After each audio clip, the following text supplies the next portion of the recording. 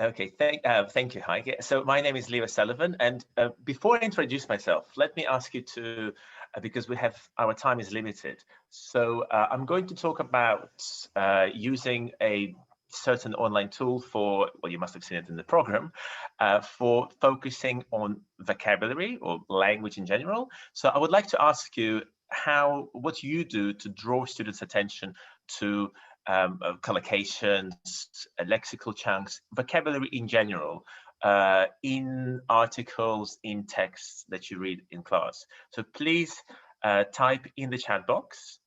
And in the meantime, I'll briefly introduce myself, and then I'll talk about the tool that I use for this purpose. So my name is Leo Selivan. I'm a teacher trainer. I'm also the author of Lexical Grammar. That's why sort of how this topic is related to what I'm going to talk about. And I believe I've presented quite a few times here at the virtual roundtable over the past 10 years. I've been both here as a presenter, as a symposium convener. So it's good to be back. Thank you all for coming. It will be actually nice. I don't know why everybody has their cameras off. So if you can turn your cameras on, at least some of you, will be nice to see you. Will be nice to see your lovely pajamas. So please feel free to turn on your cameras. I've just enabled that for everyone. Please switch on the webcam. I didn't know it was disabled. Yeah, we're security conscious here. Okay, I did not realize. So and back to my question. So what do you do to draw students' attention to lexis, vocabulary, language in general in texts or articles that you read in class? So let's see if we have any suggestions in the chat box. Okay. Well, Sharon, scale and code. Yeah, I believe actually you. The tools that you use. Yes, scale. I know, Sharon. I learned about this tool from you. Can I just say it's also very nice to be back here because I see, it's like the place where I meet like people like Sharon and Paul. We used to meet face to face in the many years ago, BC, before Corona. That's right. Okay, so feel free to keep typing your suggestions in the chat box. So I'll show the tool that I use for this, and it's called Diigo. So Diigo is essentially a bookmarking tool. So when I say bookmarking, for those who don't know, basically bookmarking is sort of like tagging pages that you come across on the web and saving them. So it's the same idea, same principle as adding pages to your favorites. You all have favorites in your browser. The advantage of social bookmarking, as we know it, is that you can access it from anywhere. So you don't have to. It's not only in one computer. So you can access the same bookmarks across different devices that you use. Okay, so that's and Diigo is that kind of tool. It's a social bookmarking tool. So to do what I'm going to show you to do what I do with my students in class, you will need to open. You don't need to do it now. I'm just saying like two things that needs to be done is to open an account on Diigo, and you can also do it with your Twitter account, with your Gmail account. They're all, I believe, integrated as well. So and then to add a Chrome extension, and I'll show you what it looks like. So you go to your Chrome web store, and you add it. Well, you see in my case, because I already have it added, so it says remove from Chrome. So in your case, if you don't have it enabled, it will say add to Chrome. If you use other browsers, you can also do the same thing. So this is Chrome. It can also be added to Explorer. I don't know how it works now. Back in the day when I started using it, was really, you could sort of go to the Diigo website and drag this button, and it's added automatically to Internet Explorer. I don't know if it works the same way today because I mainly use Chrome. So once it's been added and activated in your Chrome, you will see it you will see it in the top right hand corner. Here is your little D for Diigo, so the blue button. So that's the extension. Okay, so what we're going to do now, let's say, so I use this tool a lot, even in pre-corona days, BC, but since we started all teaching remotely last year, it sort of really gave my Diigo use like a boost, because you'll see it's really, really handy for when you project, when you screen share and you discuss an article with students that they've read at home, maybe. So, for example, I just went to the Guardian, just really sort of random article. I opened it just now before I came and I started presenting. So, and this article caught my eye. I mean, if there's something else that interests you, please feel free to type in the chat box. We can discuss Biden hitting Putin with sanctions. But what caught my eye is this article about pine trees dying in Rome. Okay, so, and I already opened it here. Okay, so this is an article. It's quite short, actually. We're not going to read it all. So what I would like you to do, if you find any interesting chunks of language, when I say chunks of language, I mean group of words such as collocations, or maybe prepositional phrases that often occur together. So if there's anything that you find interesting, please type in the chat box, and I'll highlight it. What I mean by highlighting is basically, so once I have Diigo enabled in my Chrome, basically I can just highlight any stretch of text that I like. Okay, and then you see it allows me to choose what color. Yeah, this will keep popping out because I'm such an avid user of Diigo, so I've exceeded my quota. But so this thing will keep popping up. I'm sorry, but somehow it's, even though I've exceeded my quota, somehow it still allows me to add more highlights. Okay, so you see, I've by default I believe it's a yellow, but you see you can change it to other colors. You can change it to blue, green, or red. Okay, so for example, ancient monuments. Okay, let's see if there are any suggestions in the chat box. My chat box disappeared. So Heidi, can you, if there's anything relevant in the chat box, can you just yeah, Sharon says infested with insects. Is such a infested with insects. Okay, okay. Yep, I can't see it, but for example, or deadly parasite. Deadly parasite, yeah, let's say deadly from a deadly parasite. Very okay, good. Thank you. So we've highlighted. Oops, no, it hasn't been highlighted. Okay, yep, yellow.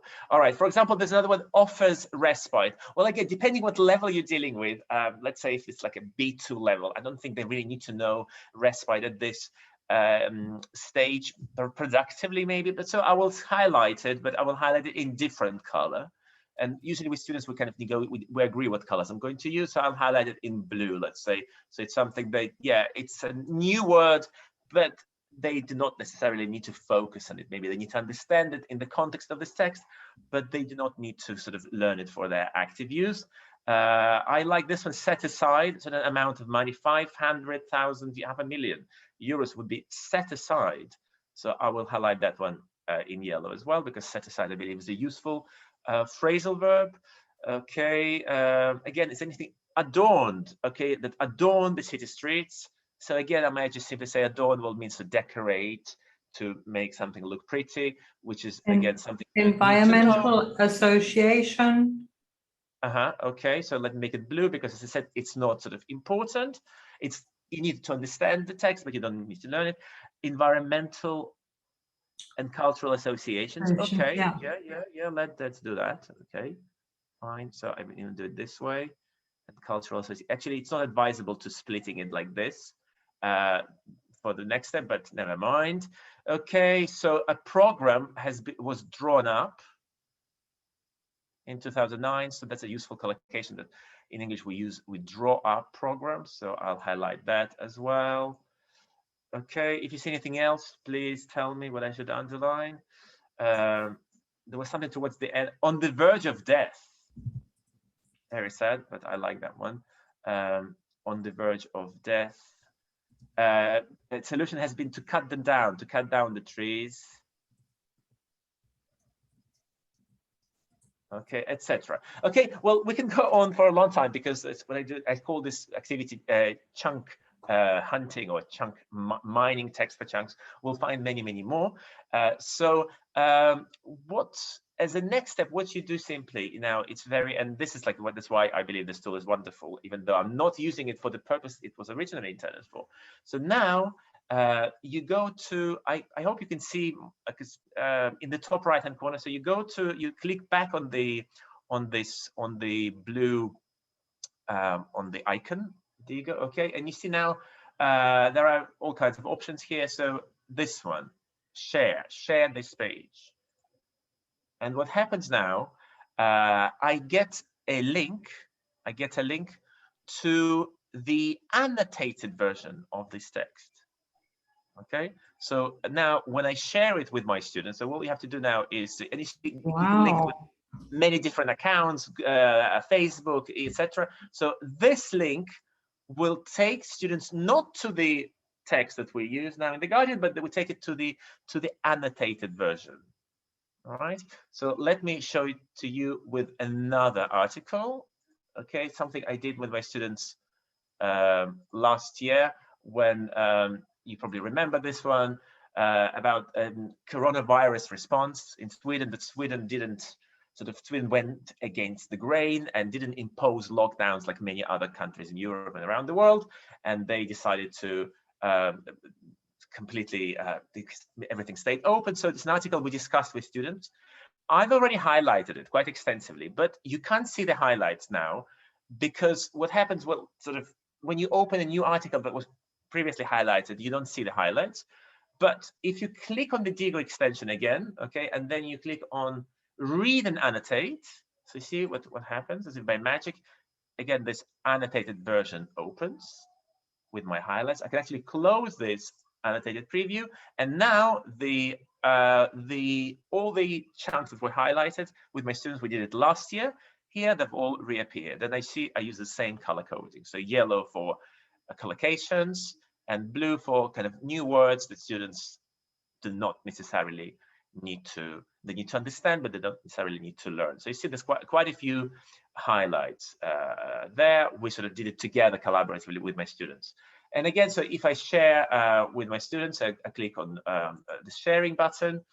What I normally do, I do two things. So I both take the link, so I copy the link, and also if you go to email, okay, what I like here is this one, include quotes. So what I mean by quotes, everything that I've annotated, all my highlights, will be also sent to students. So if anybody would like to share their email with me, please send it to me in a private message in the chat, and I will share it with you to show you what it would look, so you will see what it looks like at your end. Okay, so please send me your private message and I'll share it with you, and tell me which article you want me to share with you. This one, the coronavirus response in Sweden, or the trees dying in Rome, but we haven't really done enough underlining in that article yet. So, and yeah, so what normally I would do is this. So I will include in the body of the message the link that I've copied. Sorry, not the link to the program. Okay, this one, Diigo, I would copy the link, and my students will get both. So they will get both the text, the annotated version, and the highlighted, and the list of chunks we highlighted. You know what I will do, just to show you, I will share it with myself, but with my other account, with my, not my Gmail, with my Hotmail. So you will see what it looks like when you, as a recipient of this message, what you get. Okay, let me stop sharing. I'll go into my email in the meantime. I haven't received it yet. Maybe let me check my junk box.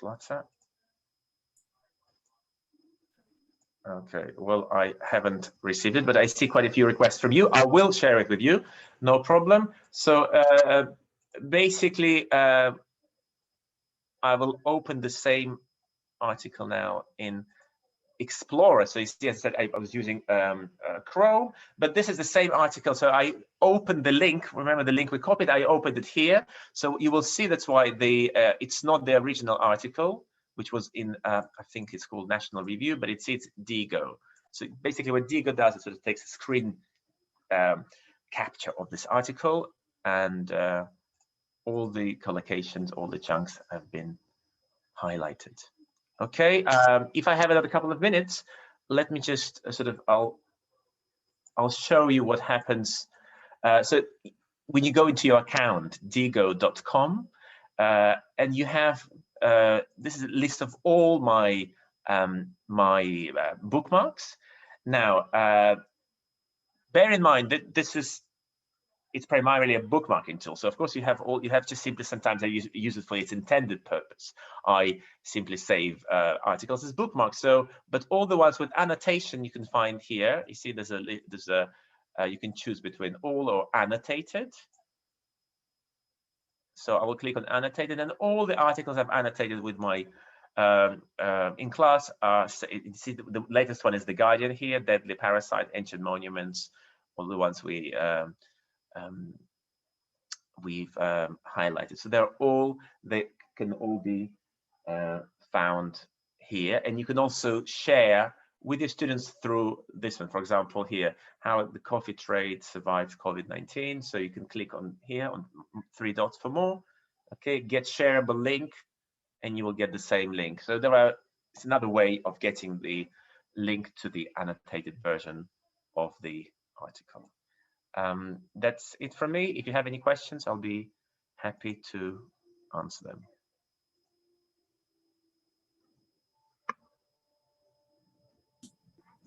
I had no idea. This is incredible. Leo, that is fantastic. Have you also found that the students do use this on their own like this? I have tried, not very successfully. I have tried to get them to install this extension on their, install it on their computers, on their browsers, and share it with me. So some do it. Mainly, I would say private students. Kind of, I manage them how to get this message across to them, this importance, and they highlight and share it with me. It's also interesting for me to see sort of like, what they find useful, kind of the other side. So it's not like teacher-led, but like, interesting. I wonder why they found useful. And then in class, of course, I may ask them to explain to me why they highlighted that one. And we do all kinds of activities to activate, because I mean, this is only the first step. Of course, it's only like, sort of recognizing these bits of language. And of course, in class, you will do all kinds of things to help students activate them. I'll share with you my very old blog post where when I first, I believe, started using this tool. So it's on my blog, Leoxicon. 2012.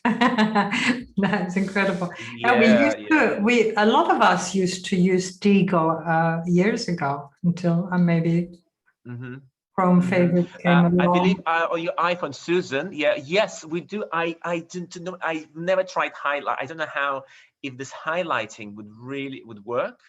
I believe it would be quite fiddly to highlight bits of text, but I do use it on my phone. I'm not an iPhone user, I'm an Android user, so I do have it on my phone, and I simply use it on my phone to save bookmarks. That was a question we didn't quite see. Actually, must have been a private chat question.